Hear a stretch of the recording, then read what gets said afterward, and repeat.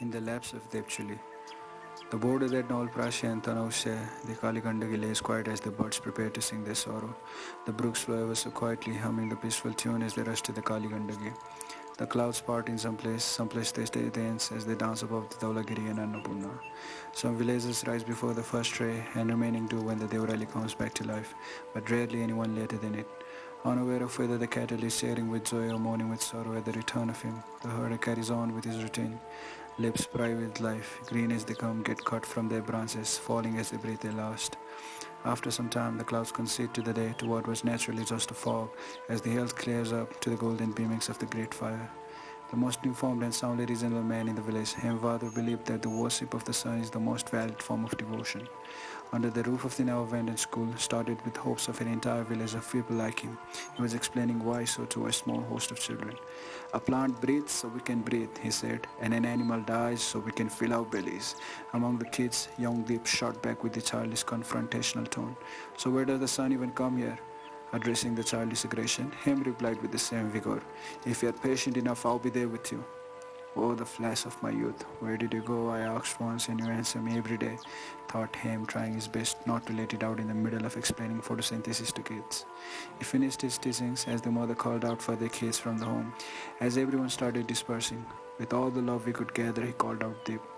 Stay with me for a while, child, grunted Hem as he stood up to get close to Deep.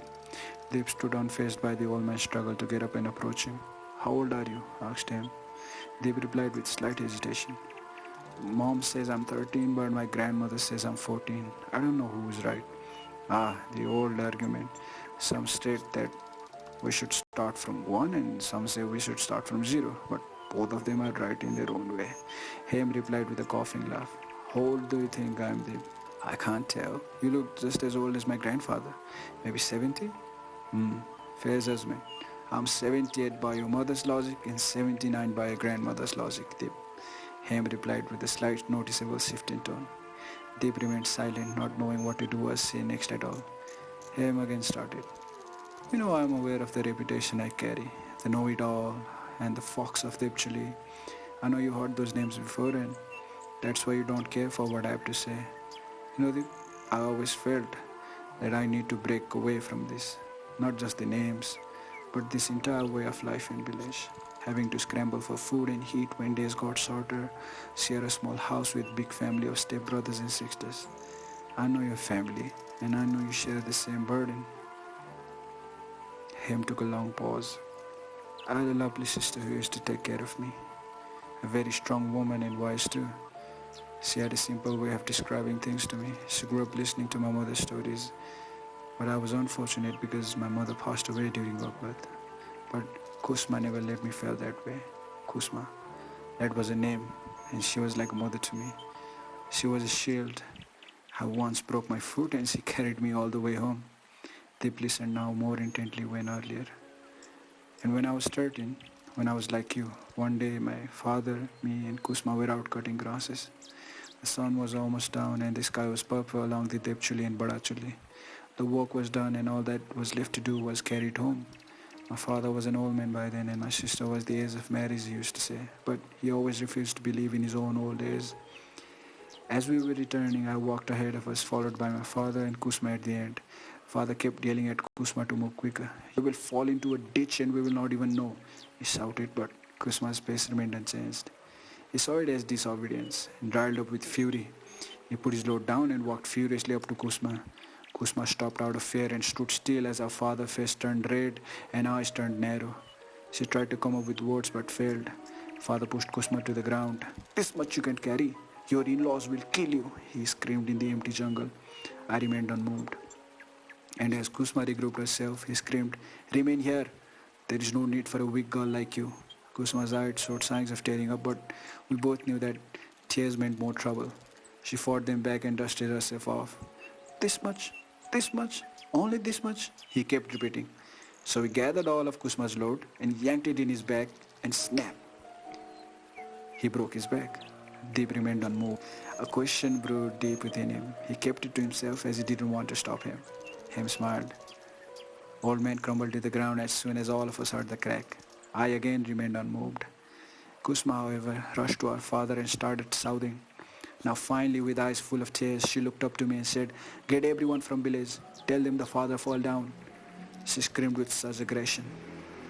Leaning back, Hem with a shine in his eyes said, "I learned two things that day. Passage of time is a tricky thing. You said I look 70. Trust me, I believe I was just 13 yesterday. It feels like just yesterday my father broke his back in that jungle. The screams from both my father and Kusma echo in this air. It feels like the sky is still purple, and if I look up to Devchuli, the sun is still sitting down from that day. I'm stuck there, and I believe my father was too. Not on that day, but the day could have carried that load. The day where his back would not have given out on him." With a lump in his throat, he said, "I knew what time could do. I knew the trick times could have played. When I saw my father lying on the ground screaming, but I still fell for it." He paused. Him took a deep breath and said, "The other thing I learned was my sister's wisdom that soars above mine even now. I read books from all around the world, all the economics, all the philosophy, all the stories, poems. That's why I believed I'm the most learned man in the village. But I believe I will never have the same wisdom as my sister. When my dad fell to the ground, I felt nothing, but my sister felt everything. She screamed for help. Help of the very man who pushed her to the ground, yelled meaninglessly, not just on that day. It was always. But I always thought my sister did that out of innocence. But upon realizing some of the things that she did for me as well, I realized that my sister's act was a strength, was of wisdom, not out of ignorance. How wrong I was. She wept for him because she knew my father's anger was the actual act of ignorance. She never blamed him for the way he was, and she never blamed me for who I was. She understood our nature. Tears well up in the wrinkly eyes of him, and as he fought them back, he continued, "People will come across in your life. Few of them will treat you with kindness, as if you are their own, and with open arms. They do not at all take their benevolence as weakness. For people like my sister know it very well. It takes even greater strength to be kind than to be wicked. Know that virtue is the greatest thing that you can have than anything evil has to offer for you. And remember that time passes on regardless." And finally gave in to his tears and broke down. Deep remained quiet as he tried to make sense of it all. He wondered about the earlier incident as Ham's cry echoed in his ear. Now the sun was up in the middle of the great blue. The Kali Gandagi was visible from every corner of the village, flowing with no care. Some birds flew here and there and here again. Now clouds were to be seen as the day signed kindly to the old folks with their aching bodies and mercilessly to the workers on the field. Ham felt he broke the generational curse, finally.